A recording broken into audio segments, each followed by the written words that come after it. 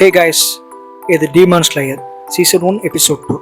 போன எபிசோடில் அந்த டீமான் ஸ்லேயர் சொன்ன மாதிரி நம்ம தேஞ்சிரோ அவரோட தங்கச்சி கூட்டுட்டு அந்த டீமான் ஸ்லேயரோட மாஸ்டர், அதாவது உரக்குடாக்கியை தேடி அந்த மலைக்கு போயிட்டு இருக்கான். இங்கேருந்து இந்த எபிசோட் ஸ்டார்ட் ஆகுது. அவள் தங்கச்சியும் டீமனை மாறிட்டு இருக்கனால அவளுக்கு வெளிச்சம்னா ஆக மாட்டேங்குது.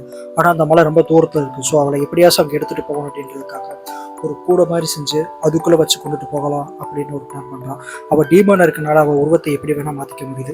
ஸோ பகல் ஃபுல்லாக நடந்து அவன் எப்படியோ அந்த நைட்டுக்கு அந்த ஒரு மலைக்கு போய் சேர்ந்துடுறான். அங்கே போய் பார்த்தோம்னா அவங்க வீட்டில் எல்லாம் செத்து கிடக்கப்போ வந்து அதே ரத்த வசம் அங்கேயே அடிச்சிருக்கு. என்னன்னு கதை திறந்து பார்த்தா எல்லாரும் செத்து கிடக்காங்க. பார்த்தா அங்கே ஒரு டீமன் எல்லாத்தையும் கொண்டுட்டு இருக்கு. ஸோ அந்த டீமனை ஏதாச்சும் பண்ணணும் அப்படின்னு சண்டை போடுறான். ஆனால் அவனால் சமாளிக்க முடியலை. ஒரு கட்டத்தில் அவன் தோக்குற நிலைமைக்கு போய், அதாவது அந்த டீமன் அவனை கொல்ல போகிற நிலைமைக்கு போகிறப்ப அவள் தங்கச்சி ஒரே அடியில் அந்த டீமனோட தலையை தனியாக கலட்டி எடுக்கிறான். அதை பார்த்து அவனுக்கு ஒரே அதிர்ச்சி இருக்குது. இன்னும் அவள் தங்கச்சி ஒரே அடியில் கொண்டுட்டா அப்படின்னு. அதுக்கப்புறம் அவள் தங்கச்சியும் அவனும் சேர்ந்து அந்த டீமனோட சண்டை போட பார்க்குறாங்க. அந்த டீமனோட தலை தனியாக உடம்பு தனித்தனியாக போனாலும் அந்த டீமன் இன்னும் சாகலை.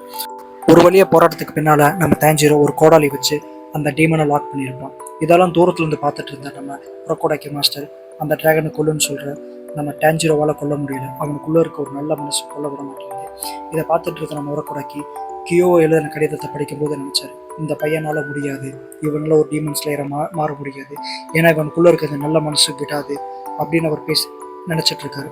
அந்த நேரத்துலேயே நம்ம டேஞ்சிரோவால் கொல்ல முடியலை. கரெக்டாக இப்போ விடிஞ்சிருது. வெயில் பட்டு அந்த டீமன் செத்துருது.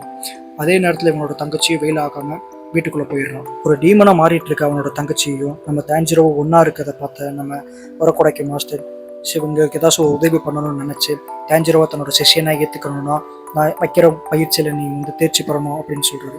ஸோ இதுக்காக அங்கேருந்து மலை மேலே இருக்க நம்ம உரக்குடைக்க மாஸ்டரோட வீட்டுக்கு கூட்டிகிட்டு போகிறாரு.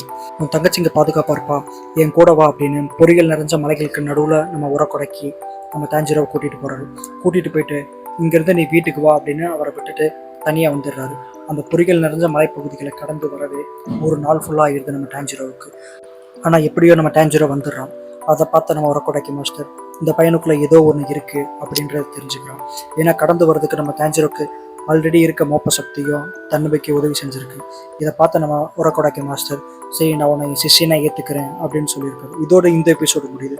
அடுத்த எபிசோடில் தான் நம்ம டேஞ்சிரோக்கு உண்மையான ஒரு டெஸ்ட்டே இருக்குது. அந்த டெஸ்ட்டை அட்டன் பண்ணிவிட்டு அவள் டிராகன் ஸ்லேயராக மாறுறானா அப்படின்றத நம்ம வர எபிசோட்ஸில் பார்க்கலாம்.